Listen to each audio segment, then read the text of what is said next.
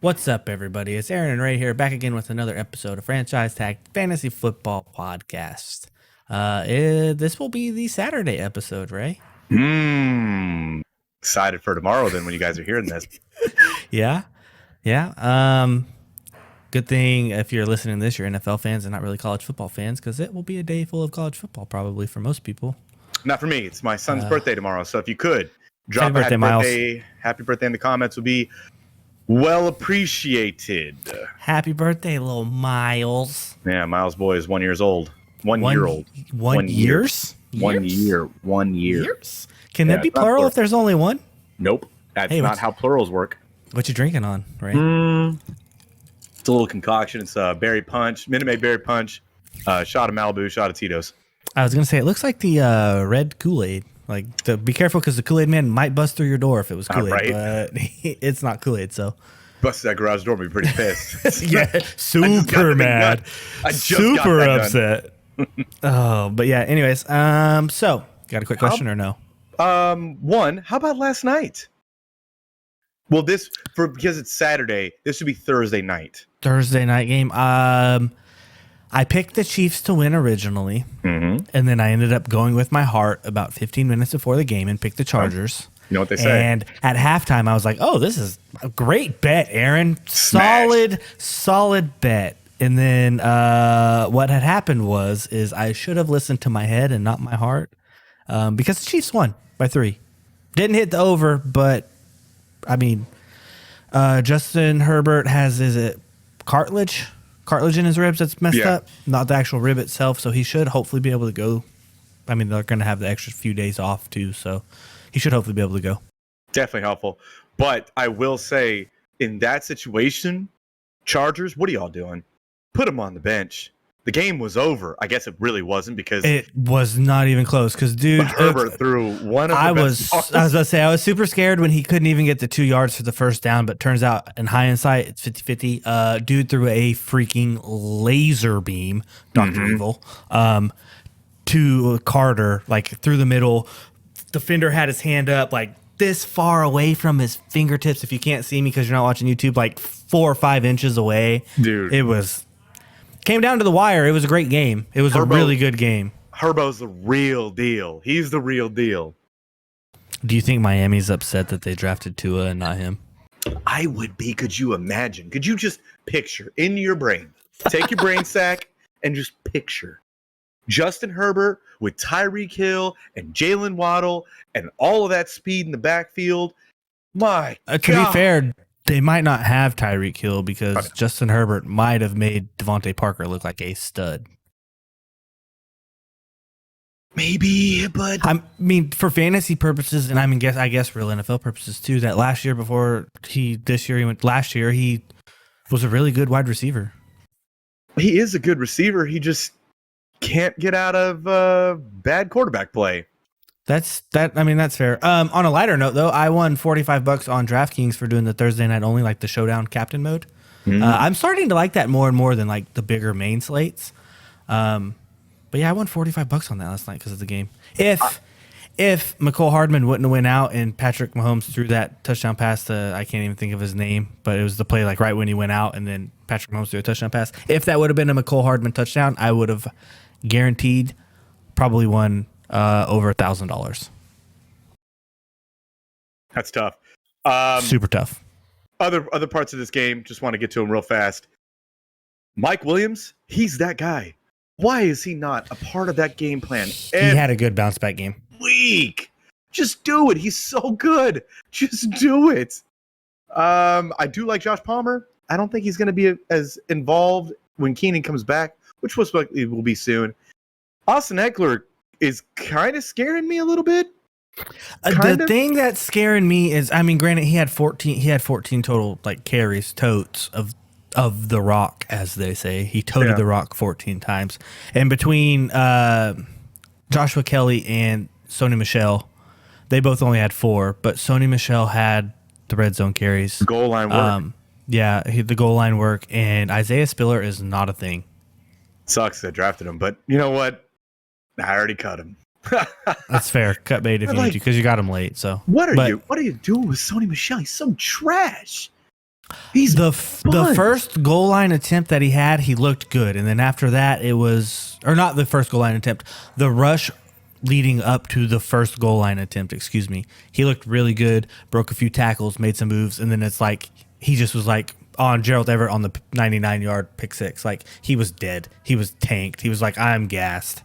That's a good shout for Gerald Everett, though. I like that you called that out. And had he played that interception, that pick six, in any other way than what he did, that's probably a touchdown. They went back to back to Everett, and he was gassed for the 30-something yards that he had just got on that going no huddle. He called to come out. They didn't want him to come out. Had he not been gassed and not taken that extra step towards the boundary and actually stuck the route and set there, it's a PBU. It's not a pick six. I don't think Everett's catching that either, but I think it's a pass breakup instead of a pick six there. Yeah. Herbert still put up a crazy fantasy number, though. Other side of the ball, 30 points. Patrick Mahomes still nuclear right now. Nuclear. Looking great. Juju, probably not that guy, but I'm not cutting bait yet. I'm still not. I'd still like to see what sort of evolution that offense gives you. But outside of Travis Kelce and Clyde Edwards-Helaire, and I guess Jerick McKinnon, there isn't really an option you can rely on. I think that McCole Hardman might be a lot more viable than MVS, and MVS is definitely a big waste of money. I have a take. I'm gonna let you finish, and then I'm gonna come back to it. So I want to remember this. Go ahead. And then other than that, I mean, it looks like this is Kansas City's division to lose, but I do think that we're gonna have a bounce back week by Denver and make this a lot more competitive. This division, I think personal preference, is wide open. I think it is. I think it is wide open. It is whoever can scrape it out and scratch it out and claw their way to victory like Kansas City did and come back from, what looked like they were just going to get the brakes beat off of them at one point in time. Mm-hmm. They're going to win. This will be top to bottom. There's going to be like 3 games total that separates this whole division, I feel like. I don't even think it's going to be everyone 3. Everyone has good offenses. I know Denver's offense sputtered, but I feel like Russell Wilson's emotions got the best of him on that Monday night game, primetime back in Seattle, first game of the season. There was also some other things that happened. There were the 2 fumbles on the half-yard line, but I do feel like the emotions got a little bit of the best of Russ and Nathaniel Hackett, first-time head coach, first time, you know what I mean? I think that might have got a little bit of the best of him as well. So I do expect Denver to bounce back, like you said. However, as you were talking about, Juju is cut Juju. Cut MVS. They're done. They're not going to be anything. Travis Kelce is going to be the number 1 read. And Mecole Hardman is going to take the Tyreek role. Don't hear what I'm not saying. He's not going to be Tyreek. He's going to take that role. He is going to be a Tyreek light, where he will be worth a wide receiver 2 or flex play. He will not be a wide receiver 1 like Tyreek was in Kansas City, but he will take that role over. I'm not willing to cut Juju yet. Oh, not yet. He is 100% cut for me. You've seen 2 games right now where he has 4 targets each game and can't catch the football? No, he had 8 the first game. He had 8 targets, but he had, I think, 5 catches. I got to vet that now, but that might be right. I'll vet it. Go ahead. Continue your argument. I'm not interested in cutting Juju just yet. I want to hold him, but I'm probably not starting him until you actually see that evolution of the offense. I still think that it's a work in progress, but MVS should not be on your roster at this point. I'm not interested in rostering him. I agree. And then Isaiah Pacheco is probably, if you got enough room to keep him. But if you need to make a move on the back end of your roster, cut him. I agree. Because McKinnon, at first when CH went out with that little whatever he did, got stepped on or whatever, it looked like it was going to be Pacheco. He got the 1 carry, and after that, it was the McKinnon show. How is Jerick McKinnon still getting work? He's not looking bad, I guess, but he didn't look awful. But to vet your Juju thing, 8 targets, 6 receptions, 79 yards. It was still in our league format, which is half point. It was still only 8.9 points. Yeah, it's not the best if you want to hold Juju because there's nothing on your waiver wire. Say you're a little bit deep. I get it, but for me personally, outside of CEH and Jerick McKinnon, they are the number 3 targets. Whoever's in the running back room there, whoever's lined up at running back is going to be the number 3. It's going to go Travis Kelce, McCole Hardman, running back. And when Travis Kelce, he didn't lie to us this offseason when he said, hey, it's going to be spread around. It's going to be spread around. He's going to get his, but Travis Kelce's going to get his. But as far as the receivers go, quick, I'm not going to take the gamble on Juju. Okay. Would you rather roster, because I'm assuming that Jerick McKinnon is probably unrostered in a lot of lineups, would you rather roster Jerick McKinnon or would you rather roster Juju? I would rather roster neither one of them and go get a Christian Kirk, a Zay Jones, a Donovan Peoples-Jones, you see what I'm saying? I see what you're saying. Christian Kirk is guaranteed to be rostered at this point. Now, at this point, yeah. But Zay Jones would be a good one. I think that if you're the Isaiah Pacheco owner, if that's you, maybe shift and go and get Jerick McKinnon and put him in the back end of your roster and see what happens. You want a piece of that offense, and he's a good pass catching back. You know that Mahomes is trustworthy to get that ball to their pass catching backs. He did it with Darrell Williams. I just think that there's a viable piece there, but if you're deep and you're looking for a flyer, might be worth the spot. But I'd still, like I said, I agree keeping with Juju right now. Just one more week, see what happens. Yeah, I mean, there's like a little fly thing buzzing around in front of me. It's like a little bitty gnat. I was out in the woods all day today, putting out corn and stuff for deer. So I don't know if I brought bugs home. I hope I didn't, because I'll get in trouble. But anyways, I would agree with you on. Yeah, because you're out in the woods, ticks, flies, stuff like that, fleas. Aaron, unfortunately, they got rid of the woods out here in Southern California a long time ago. But I'm not from there. Yeah, we ain't got the woods no more. All right, Aaron, let's jump in. We've went a little long on this. So anyways, last episode, guys, which would have been the Thursday episode, we left off we ended on the Commanders Lions game. So we are going to kick it off with the afternoon slate going into the Monday game for this one. If you haven't noticed, I do want to bring up a few of these things. Alvin Kamara, Michael Pittman. Who else has been on the injury report this week? Julio and Mike Evans did end up getting in a full participation worth of practice. I think Debo was on the injury report, if I'm not mistaken. I think you are correct. But there were quite a few big names that were on the injury report with quads, hamstrings, ribs. Majority of them have been some form of leg injury, and I don't necessarily know if that's just because, hey, we're going to put them on the injury report and give them the extra day of rest. For Veterans Day off, but pay attention to it in your leagues. I'm bringing it up because one of our great friends of the show needs to know this information. No, I think that it's viable to say, like, hey, if you got to pivot, make the pivot. But I think that, like, Najee was a full participant. That is one name that I wanted to bring up. Still pivoting. I would agree with you. If you played CEH, you're happy. You're not upset at CEH at all. AJ Dillon would be a good pivot. Who else did you say would be a good pivot off of Najee? If Jamal Williams, because I don't think DeAndre Swift plays. That is another one. He had an ankle injury. Ankles are funny though, right? You can tape them up and they're pretty much good until after you're done moving on them, and once you finally start to settle down, that's when they start to aggravate. I don't think he plays. And I mean, if he doesn't, I would pivot to potentially Jamal Williams is definitely a good start. If he's not playing, I want to just bring up real fast. Set an alarm for Sunday 9:50. See what's happening in your lineup. See what's going on. California time or Pacific time? If you're in the great state of Southern California, set it for 9:50 a.m. I don't know what it is. Moral of the story is set it for 15 to 20 minutes before kickoff happens, so you can get in, set your lineup, and make your adjustments. Set your lineup. That make sure that you don't have somebody that randomly showed up is not going to participate because in the game, because at 10 minutes before the game time, you're gonna know real fast that dude ain't playing. So just something to bring up. Yep, set yourself ample amount of time depending on how many leagues you're in. Also, if you are an Alvin Kamara owner like me, just know Mark Ingram is also injured, and that is why they signed Latavius Murray to the practice squad.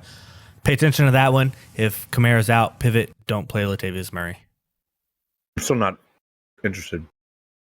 That's what I'm saying. Don't do it. Yeah. So who knows? Let's go. Let's run it. So let's roll into this. First up, we have the Seattle Seahawks at the San Francisco 49ers. Unfortunately for Trey Lance, it is supposed to rain in this game as well. There is a 41.5 point over-under. I know you just want to see him sling the rock, Ray, catch a break. It's raining again, apparently. So for the Seahawks, I'll kick it off here. I am going to start DK Metcalf because, as you noticed in the Monday night game against the Broncos, he is Geno's number one read. He didn't put up a whole bunch of points, but he is still a viable fantasy option. And if by chance he happens to fall into the end zone on one of those catches, his day is completely different. Or he breaks one, and he's That's the guy that true, can and break he one. can do it. You can see him struggle to go down when they tried to tackle him. He unfortunately fumbled on that one play, but it takes a lot to get him down. So I think he's worth a start. I agree. I also think that Rashad Penny. I would agree with that one as well. Fire him up. Fire up Rashad Penny. It might not be. He's not going to get you a boatload of points like Saquon, CMC, JT, one of the top tier running backs are. He will be a decent play. Niners do have a good defense, but out of sheer volume alone, like we talked about, he will be a good play from sheer volume. A low end RB2 this week. Yep, and Kenneth Walker will be active. Do not start Kenneth Walker now, but pay attention. Just caveat, pay attention to what happens in the game script. See if he gets any run. See how much run he gets. It's going to be one of those things that'll probably take a couple weeks for him coming off the hernia injury to get what they're going to deem a full workload and a actual realistic split between those two. This week, I am not interested in streaming Geno Smith. I'm not. Agreed. The Niners defense is much better than what Denver has. And I would like to see it at least one more week before I even consider Geno as a viable streamer. But this week, no. You're going to sit him down. Tyler Lockett, sitting him down. Like you said, Ken Walker, sitting him. Not interested in anything else going on there. Noah Fant, maybe? If it's real thin at tight end, you're still streaming tight ends, and let's say you're the Njoku owner. You want to try and make a pivot? I don't think that Noah Fant was involved. If you didn't listen to us and go pick up Gerald Everett and you're the Njoku owner, shame on you. Or Pat Freiermuth. Yeah. I will say this, check for Cole Kmet and see if he was dropped, because if he was dropped for waivers and they picked up another tight end, he will be available come to this morning, technically Saturday. This morning, yes. Technically Saturday morning, pick him up. Keep your boogers out of this show, Aaron. I tried to mute my mic and cough. I'm sorry. I got one of those horses in my throat again, boy. It's that gnat. It's that gnat flying around. It's trying to take him out. It is. Sucked it up. But so yeah, I would do the whole Cole Kmet if he's there. Also, check your waivers for when people drop. We brought it up last week. Chris Godwin got dropped in our league. It was a 3-horse race. Unfortunately, I did bet almost a quarter of my fab, or tried to spend a quarter of my fab. Got outbid. Bring it up again. But I mean, good play on whoever went and picked him up. Like realistically, I think it was John with 23. That's give him a couple weeks to get healthy. You've seen him do it with Tom Brady. He can do it. So I mean, it wasn't stupid. No, I think that John probably shouldn't have spent as much as he did because he doesn't have a fab. But that's another point. We're not talking about that today. I did bet the low. I was low ending on that low ball on that one. I was thinking maybe he might fall to me. Maybe he slips through. Perfect. I know. I thought 18 would be enough to get him, but he went for 23 in our league. But every league's different. So anyway, sorry. Let's continue. Moving on to the Niners. I'm willing to start Jeff Wilson, obviously, because you spent up to get him. Yep. Debo, I think he plays. He'd be fine. I think he cuts into Jeff Wilson's work just a little bit, but they're both going to be good. I'm still interested in starting Trey Lance. I know that it's going to rain and guy can't catch a break, but I'm still interested. So, yeah, I want to see a game where he doesn't. Can he play in a dome? Can we get a dome? Hey, so apparently it's supposed to only rain for like halfway into the second quarter. So hopefully it will dry up a little bit, but who knows? Light sprinkles, maybe. They better get used to it. Santa Clara, it rains a lot. How are they the Niners and don't even play in San Francisco? Like, they're San Francisco 49ers, don't even play there. Hey, Ruben, can you vet that for us? I mean, to be fair though, the Dallas Cowboys don't play in Dallas; they play in Arlington. So, yeah, there's nothing around that stadium. For sits, I'm sitting Kittle. Excuse you, Jerry's World is around that stadium. For sits, I'm sitting Kittle, and I'm sitting Ayuk. I agree. Ain't none of my business. I agree with you. Kittle is still technically kind of banged up from the groin. I mean, not really banged up, but groin injury. And Brandon Ayuk, he had so much promise 3 years ago. I want to see it. I believe in Ayuk. I believe in the talent. But, man, let's get a dome game. Can we please get a dome game? See what this offense really is. I personally think that every stadium outside of the historic nostalgia ones, like Candlestick before they moved, Lambeau, Soldier Field, even though they're probably going to move to, every other stadium should be a dome. Yeah. After seeing what Minnesota's doing out there, I wholeheartedly agree. You agree? Wholeheartedly agree. Okay. That stadium's so dope, but like they're so fake. They're so fake. If you can pump in crowd noise to give your team the advantage, let's do it. Aaron, and I'm going to get on a tangent here. I could look across and see 500 people, 500 Vikings. Not one of them was making a sound. Yes, just imagine, Ray, if we could go to the games and you could leave and still have your voice and be able to talk and not sound like you smoke 75 packs of cigarettes a day, you would take that. So don't knock them for that. No, I like that I lose my voice in Lambeau every year. I like that. Stop it. Anyways, just to give a real quick recap, the over/under is 41.5 points. I expect this to probably hit the under. And I have the Niners winning this game. I will take the Niners as well. Seahawks side, you're starting DK, you're starting Penny. Niners side, you're starting Jeff Wilson, Deebo Samuel, and Trey Lance because last week was kind of a wash for the Niners and the Bears both. Anyways, next up, we have the Falcons at the Rams with the 46.5 point over/under. The Rams bounce back in this one and just completely thrash the Falcons, right? No. What? No. The Rams aren't as real as you think they are. No. What? Their offensive line is... Can you stop? Listen, dude.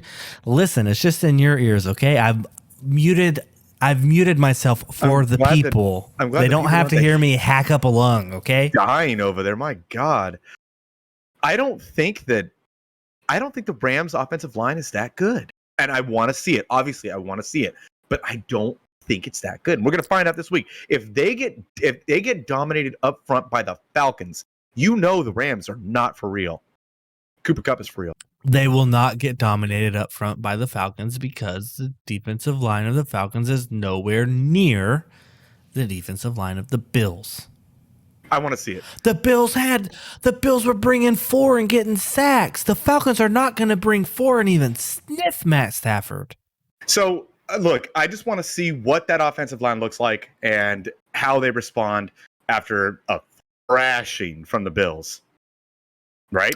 I would agree. And if you took the Bills game and put it in a vacuum, you didn't realize how much Andrew Whitworth actually meant to that offensive line as a 41-year-old left tackle.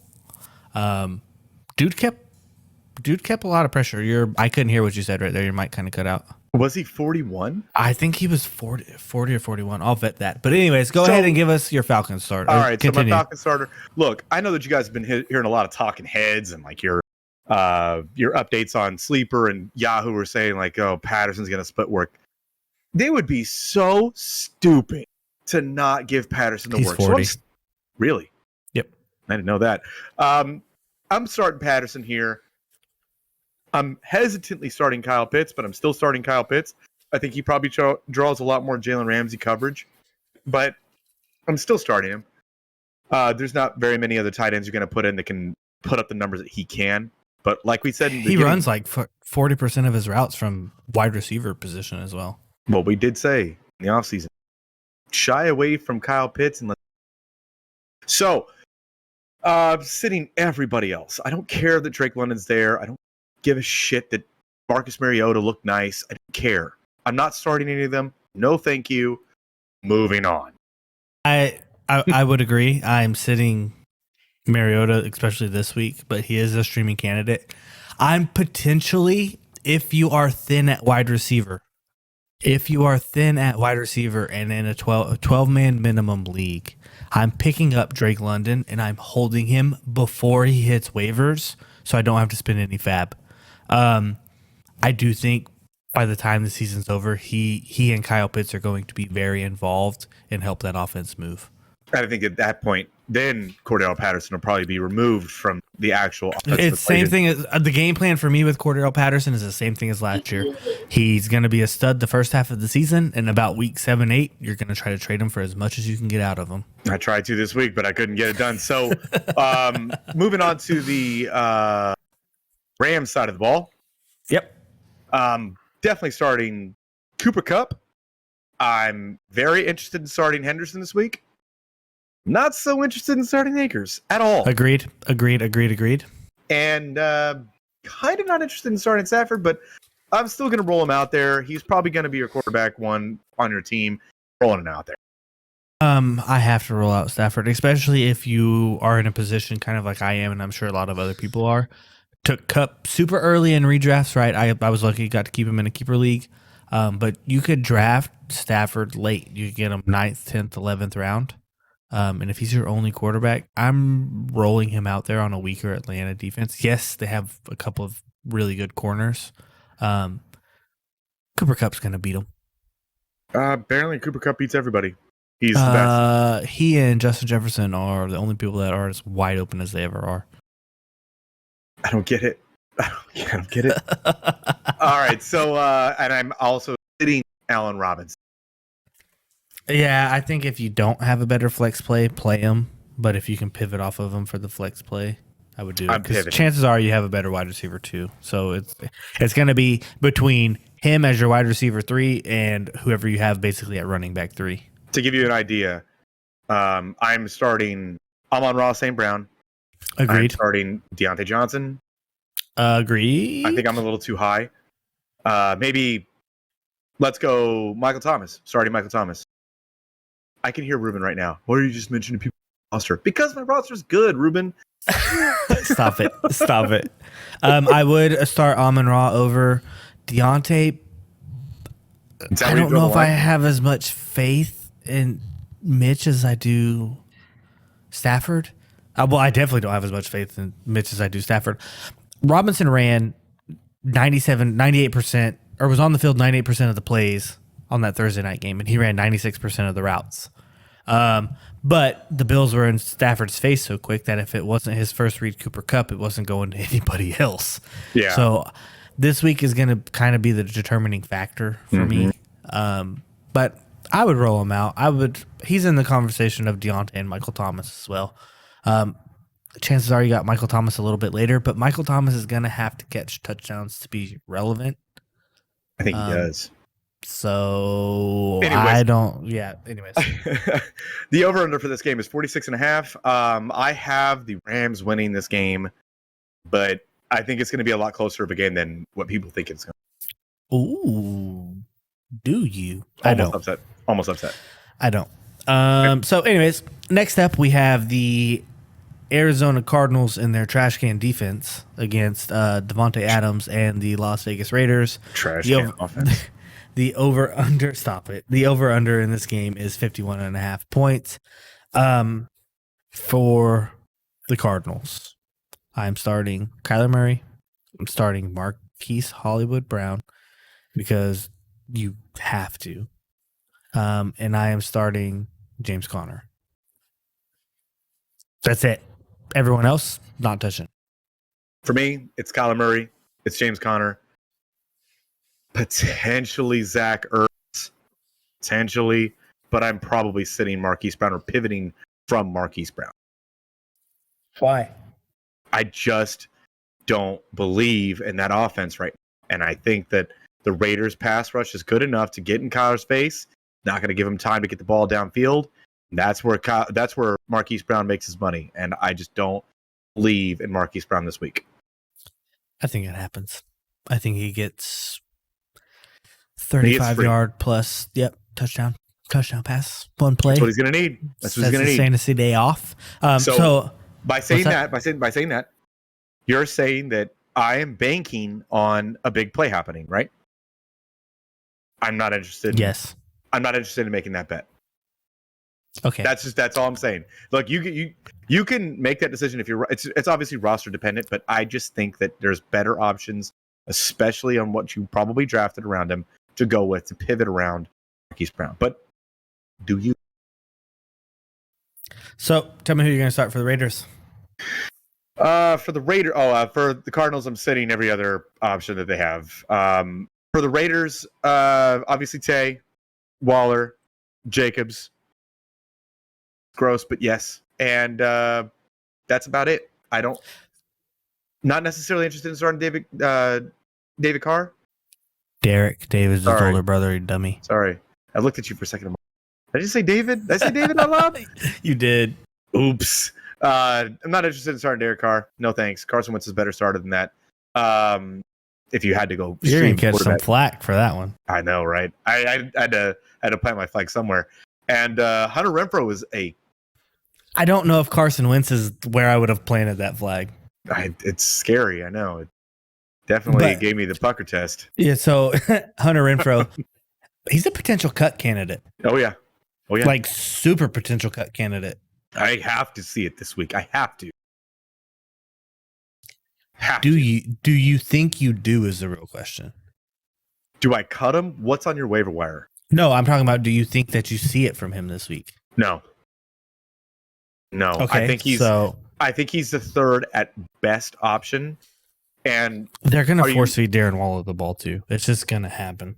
And it's not every week he's gonna get one-on-one with Derwin James, who, by the way, is probably my new favorite player in the NFL. The entire NFL. He body slammed Travis Kelce. That was great. Well, what I'm saying is that, like, who are you willing to put in or take out for Hunter Renfrow? Hunter Renfro's not even making my lineup, bro. That's what I'm saying. Like, who are you willing to put out of your lineup to put Hunter Renfrow in right now? Nobody. Again, I still think that it's worth a hold one more week this week. If you don't see it, if it's not at least like 6-7 targets, at least, then I'm not interested. And it's got to be red zone targets, because he's not the guy that's going to beat you over the top. He's not the guy that's going to take one to the house on a slant or something like that. It's not him. He's honestly, he makes the Raiders better. He's a great actual NFL player. Yes, real football, he is good. Fantasy football, I don't know. I'm pulling chalks and I'm getting out of there. It's unfortunate because without Devontae, he is very viable, and because of the volume he would receive and because of how he runs his routes and how he's open. But with Devontae they're similar in their archetype, but Devontae just does everything better. And he's open. Yeah. So, I don't know. I'm the same way. Yeah.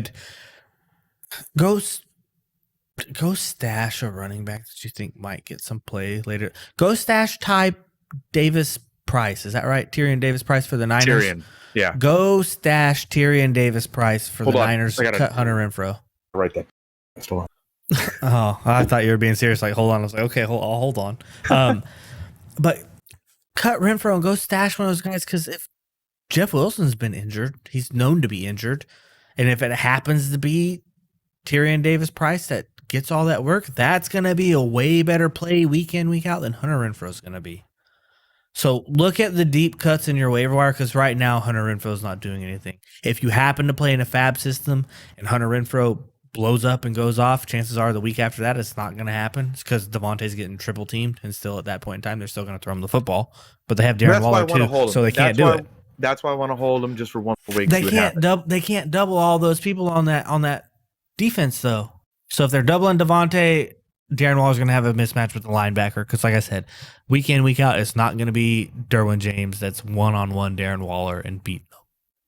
So I don't think Renfro's a viable option in that offense anymore. Before the season, I thought he was, but who are you taking in this matchup? I am going to take the Raiders for sure. I think their defense is way better than the Cardinals. I think their offense is.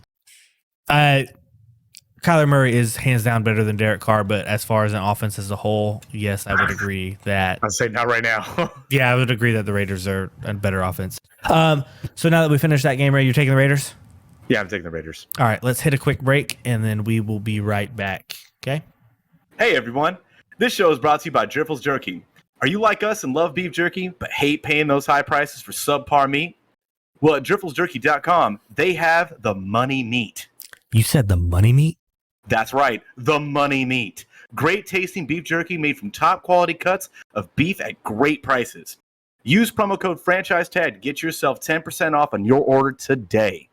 That's DRIFFILLS jerky.com. All right, guys, we're right back at you. Sorry we've taken so many breaks. There's some things going on in the background you guys need to know about. It's secret squirrel stuff. But anyways, we're going to get into the Texans-Broncos matchup here for the over-under being 45 points. I don't know if they hit that. That's high. That's for gross. A Texans-Broncos game? That's high. Really gross. Why is it so high? I don't know. That was DraftKings as of, I think, Friday. Keep it that way, I guess. Whatever. So for the Texans, pretty cut, dry paste. I'm starting Cooks. No one else.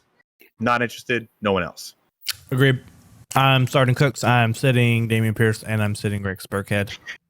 Do not, unless you're in a 16-man league, do not start Rex Burkhead. Do not do it. Don't do that. Agreed. Do something else with your life. Agreed. All right, so Texans are starting Cooks. I do think that they're going to play from behind, and they're going to throw the ball a lot to him. That's the only reason I'm going to start him. Broncos side. Are we starting Javonte? Yep. Are we starting Melvin?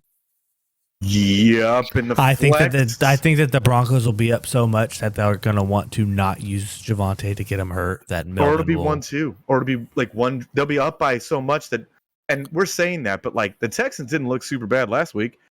They could surprise us again. Who knows? Good. But it seems like it's going to be a 50-50 split between the two right now. So you're fine putting in Melvin Gordon. He was fine. He's not as good as Javonte for sure. As long as they both don't fumble on the goal line, we'll be all right. You ain't lying. Definitely starting Sutton. Definitely starting Judy. Definitely starting Russ. All of those options. I'm waiting on what Hamler might be. I'm waiting. I'm perfectly fine with moving off Hamler if you have him on your bench. I want to wait. It's one of those things that he needs to do it, and then I'm going to go spend fab on him if I think it's a viable thing. Okay. I'm willing to wait if he's on the back end of your roster. If you need to move on, but I'm willing to hold. Alberto, definitely sitting him because I think there's a better set of tight end streamers here. Like I would go Noah Fant over Alberto this week. But outside of that, I mean, tight end's such a shithole. Like you just got to make your bed and lay in it. That's what you got to do. And if you drafted Alberto, I'm not trying to poop the bed though. Look. You got to lay in a poopy bed sometimes. It's a poop bed. You got to lay there. Oh, no. Who do you got winning this game here, Aaron? I have the Broncos winning this game, but I want to bring up that if you are like me and you happen to be a injured running back owner and you have Melvin Gordon on the bench, he's not a bad switch in if your running back doesn't play. Good pivot. So anyways, yeah, good pivot. The over-under, like you said 45, right? That's weird. That's high. There's no way it's that high. So next up, we have the Bengals at the Cowboys. The over-under in this game is 41.5 points. Sure. So for the Bengals, I am going to start Joe Burrow. Don't care. Going to start him. Bounce back. I'm going to start Joe Mixon. Don't care. Going to start him. I think that the Bengals are up by a lot in this game, so it's going to happen. Definitely starting Jamar Chase. Monitor T. Higgins in the concussion protocol because that'll probably be one that you don't get to see until Sunday morning. If T. Higgins plays, play him. If he doesn't play Tyler Boyd. Yeah, if T. Higgins is in, I'm not interested in starting Tyler Boyd. I think it'd be too. Agreed. Yeah, too but it's dependent on if T. Higgins plays, you're playing T. Higgins. If T. Higgins doesn't play, you're either pivoting to someone like. Hopefully, you listened to us and picked up a Christian Kirk or a Zay Jones. But if not, you're going to play Tyler Boyd if you have him on your roster. And you're never sitting Jamar Chase. Why don't we bring that up? You're never. Anyways, sitting Hayden Hurst, and that's pretty much it for the Bengals. Yep. And anybody else? Samaj P. Ryan. Don't. Anybody else. So put anybody else on the Cowboys. Are you starting on the Cowboys? Because as you can tell, this is bad. Excuse me. Who are you starting? There it is. I was gonna say, you want to start over? You want to retract, take a lap, come back in? Powering through it, bro. Don't tell me to take a lap. That's my phrase. Take a lap, right? So I'm gonna go ahead and I'm gonna put Zeke back in. He was efficient when he got the ball. He looked fine. Still gonna go with CD because of volume play. I think it's where you drafted him more so than volume. You're handcuffed into actually putting him in your lineup from where you drafted 13 targets. Like, you got to put him in. It's what Cooper else do you Rush. have? I don't ever want to hear someone say, "Oh, it was Cooper Rush. He threw for 300 yards and he was pretty good. He played the trash Minnesota Vikings in the last year of Mike Zimmer." Get out of my face. Yeah. You're telling me that last year's Minnesota Vikings team and defense was better than this year's Bengals defense? That's a tough call. Cooper Rush will throw 2.5 interceptions. I'm taking the over. Okay. He does, then they're going to hit the over on this game. So, everybody else, I'm not interested in starting Pollard right now. I don't think so. He didn't look that great. No thanks. He's not over 5 yards a clip. Sure, but no. I don't want to do that. I don't want to play that game. I don't want to. Pivot. Understandable. Pivot. Everyone else said him. Gallup's still out, by the way, just so you guys know. Yeah, you're not starting Gallup, and you're not starting Dalton Schultz. Dalton Schultz came up in the injury report, too. That is fair, but I do think Dalton Schultz might be a great option, too. Now we're in opposition here. Just me. Listen, dude, the more that we argue, the better the show is. Look. Okay? I'm here for the people. You want to bank on Cooper Rush? No. There never. it is. There it is. Now I will say, listen, if you play in a full PPR and he gives you 6, he throws the ball to Dalton Schultz 10 times because that's all he can do with 6 receptions for 40 yards, and that's 10 points from Dalton Schultz. Yeah, perfect. You're fine. Sign me up. All right, then cool. You've talked me into it. Dalton Schultz as a start. This game God, is a 41. This game is a 41.5 over under. I'm probably, if you're saying that Cooper Rush is going to throw for 3 picks, I'm going to say this is going to be the over. I would agree that it's probably going to be the over just because the Bengals are going to score. Jamar Chase is going to get behind the aggressive. Is it Trayvon Diggs? Right. What's his first? I don't know his first name. Whatever. Stephon Diggs' brother. I think. Yep, there it is. I don't know. I think it's Trayvon too. I can't remember. Trayvon Diggs. I think that Jamar Chase will end up beating him on a couple aggressive double move plays there, and he's going to catch. Definitely caught me off guard. I'm like, what are you? What are you talking about? Anyways, who do you have winning this game? I have the Bengals. I have the Bengals too. This is not going to be a tough one. Next up, we have the Chicago Bears at the Green Bay Packers in the historic Lambeau Field. My favorite place to ever go. It is a 42-point over-under. Aaron Rodgers notoriously, as everyone knows, owns the Chicago Bears. He is an owner. He is a probably majority owner at this point. Full share. So who do you have starting for the Bears? I'm going with Fields. Hesitantly starting Mooney right now. I think that he's more of a deep receiver 2, possibly even a receiver 3, but he'd probably get you about 10 targets at least. And if we're not matching Jair on Darnell Mooney, I mean, Eric Stokes might come out and look like a bag of beans again. So yeah, I just fire at Mooney and Cole Kmet. I think Cole Kmet is still a safe option as a tight end. If it's the same way as it was last week, maybe cut some bait. I would agree. I'm also probably going to start David Montgomery. David Montgomery too as well. Yeah. I just feel like it's Packers Bears. You never know what's going to happen in this game. Well, I know what's going to happen. The Packers are going to win, and I know Randall Cobb's going to be viable. No, is that Randall Cobb? Not Cobb again. Not Cobb. But anyways, that's some Packers inside laughter for us. For the Packers, who are you starting? Hesitantly starting Aaron Rodgers. That sounds so great. hesitantly. I am. Do you remember when we were doing our rankings and you gave me so much crap for having him outside the top 12 and Kirk Cousins higher than him? Last week really scared me. I don't know what How does what it you how guys does it think. feel? Like, he had a few touchdowns. Put Aaron Rodgers in your line. What am I? I would agree. But yes, he did have a couple touchdowns on the board. But did you notice how the Niners brought Justin Jefferson in motion all the way across the formation and then ran a quick out with him for 6 points? The Minnesota Vikings brought Justin Jefferson around. That's what I said, right? Nope, you said the Niners. Oh, excuse me. Weird. Not the Niners, the Vikings. Why do you have the Niners on the brain? I don't know. Awkward. Probably because we lose to them all the time in the playoffs. Stop it. Why do you and Eric both, like, why do you guys like to bring up things that... So anyways, did you notice how the Minnesota Vikings brought Justin Jefferson from one side across in motion and then gave him a little quick out where they schemed him open with a man-to-man corner just trailing him? As soon as that happened, I was like, man, that looks really familiar. I wonder who used to do that. Awkward. Yeah, it was Devontae Adams, for those of you that don't know. This week, Aaron Jones is my smash start of the week. I think that he's going to have a bounce back week. He's going to be heavily involved. Matt LaFleur already said he needs to get the ball more. Aaron Jones will be my smash start of the week. Hit the over on whatever you got on Sleeper Bot. Hit the over. AJ Dillon is still that dude. Put him in your lineup. He's a running back 2, almost guaranteed off volume. And I will be damned if I'm wrong.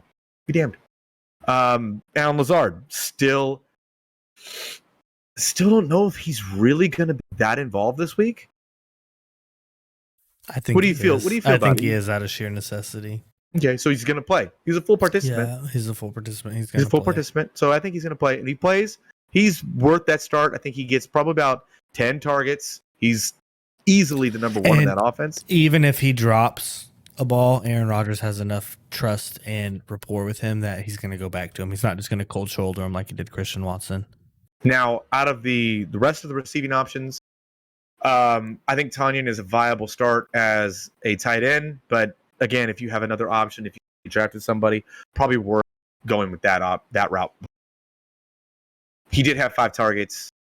He was targeted in the red zone. So I think that, like I said, Tanyan is viable, but a weak viable. I think he maybe finishes outside of a tight end 1 this week. And that means that's scary. I agree. That's probably his floor. Yeah, I agree. And I'm sitting all the rookies. I'm sitting all the old vets. So that means Watson, Dobbs, Cobbs, and Watson. Or not Watson. They're all W's. Sammy Watkins. There he is. The Lizard King. I am interested in starting only Christian Watson and only if you're in a 14-man league. Okay, I agree. Anyways, I have the Packers winning. So do I. They get back on track, and that's how it is. Cool. Up next, we have the Titans at the Bills with a 47.5 point over-under. For the Titans, I am starting Derrick Henry, and that is it. Yep, same. Okay, I'm sitting everybody else. Yep, same. Cool. Robert Woods is a cut. Cut Robert Woods. Okay.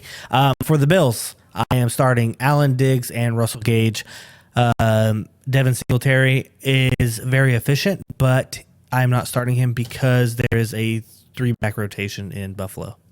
Did you say Russell Gage? Did I say Russell Gage? I meant Gabriel Davis. I was like, what are you talking about? I think I wrote it wrong on this show, Doc. He definitely plays in Tampa. Yeah, definitely plays in Tampa. No, thank you. Gabriel Yeah. Davis. He meant Gabriel Davis. Yep. Start Gabriel Davis. He seems to be that guy, so do it. Stephon Diggs never leaves your lineup.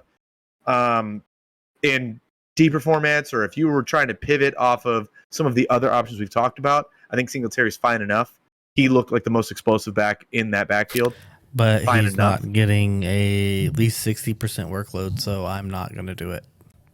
You got 3 backs getting 40, 30, 30. They got to stop giving the ball to Zach.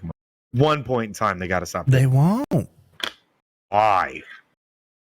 They won't. Anyways. Oh, by the way, this is a Monday night game. There are 2 Monday night games this week, and they overlap. Don't know why they're doing it, but pay attention. Titans-Bills is a Monday night game. Who do you have winning this game? I had the Bills winning, and I'd also like to bring up that this is the last week that you're going to trust Dawson Knox. After that, he is a cut candidate. And now, if you drafted Dawson Knox and this week doesn't hit, you are now a streaming tight end guy. That's you. That's your life. Welcome to the club. Yeah, that's your life. And sorry, sucks to suck. If you didn't draft one of the top 4, though, you're always streaming tight ends. Already streaming tight ends anyway, so it didn't matter. Yep. So, anyways, we both have the Bills winning, right? Yes, absolutely. Okay. And I think that it probably goes the under on that one as well. Yeah, and then for the other Monday night game, we have the Minnesota Vikings at the Philadelphia Eagles with a 52.5 point over under. For the Vikings, Ray, who are you starting? I'm starting hesitantly, I guess. Cousins. Stop it. Stop saying hesitantly with Kirk Cousins. He is worth the start. And Thielen this week? Kind of hesitantly starting him this week. Flex play. I would go more DFS with Thielen. Yeah, I'm still willing to roll him out there. Outside of that, Dalvin Cook, obviously. JJ, if you took JJ out of your lineup, you better have traded him away for a haul. Or you're trying to collude. And then you'll get kicked out of your league and probably never want to be played with again. You're not setting JJ ever. Ever. So no. Don't even ask. Osborne, sitting him. Irv Smith, sitting him. Not interested. No thanks. Yep, I would agree. And then for the Eagles, I am smash starting Jalen Hurts. I am smash starting AJ Brown. He might end up finishing towards the top of wide receiver 1 this year. He had the most career yards in his first game as a Philadelphia Eagle. Aaron, you might have been a year early, Ray. Aaron, he might have been a year early. Aaron. What? I thought about this last week when we were out sitting there, and I'm like, "Oh, AJ Brown's having a really good game," and we were watching it in the stadium. I'm like, yeah. If he becomes the receiver 1 this season, I swear to God, Aaron, I swear to God. I hope he does. To strictly spite you. I need credit for it. I have to take that. I'm sorry. I'm not giving you credit. I'm going to say tough luck, man. You were a year early. So whoever your my guys were this year, you might as well go ahead and pick. Look, my team last year looks pretty damn good this year. Let me tell you. They're looking hot. Oh, that's funny. But anyways, yes, I'm smash starting AJ Brown, and I'm starting Devonta Smith again. He did have 4 targets. He had 1 drop. We've talked about it before. He is a Heisman Trophy winner. I need to see the targets go up this week, though. I need to see that. Too. I would like to see at least 6. That's I'd like to see at least the bare minimum. Bones. Exactly. Yeah, bare bones minimum. But I feel like brand new shiny toy. Coach wanted to get him the ball. Jalen Hurts wanted to have the first read and then tuck it and run. But do you agree with those starts? Yeah, absolutely. Okay, and I'm sitting all 3 running backs. I don't think that happens again. Same thing as outlier. Same thing as the Bills. Too many mouths. Too much of a equal timeshare. But if I had to pick a running back, Miles Sanders is the best running back in that backfield. This is a 52.5 over under. I'm definitely going with this one. I don't think it's going to hit 52 points. I don't think it does. I think it's a shootout. Going to happen. I think it's a shootout. But anyways, Ray, we will go ahead and end that one here. Yep. We will see you guys Tuesday's episode, the waiver show. The waiver show. Be sure to go ahead and like, subscribe, hit the notification bell because we might do a Saturday or Sunday live show this week and do a little bit of a little bit of a DFS play. What do you say? Let's win some money, guys. Yeah, let's do that. Let's do that. All right. So go ahead. Be sure to please turn on the notification bell so you know when we go live. Join our Discord at the link below. Go ahead and use code franchise tag for 10% off on your order at driftlessjerky.com. And as always, like, subscribe, follow us on Spotify and Apple Podcasts. And then until next time, Ray, we will see you later.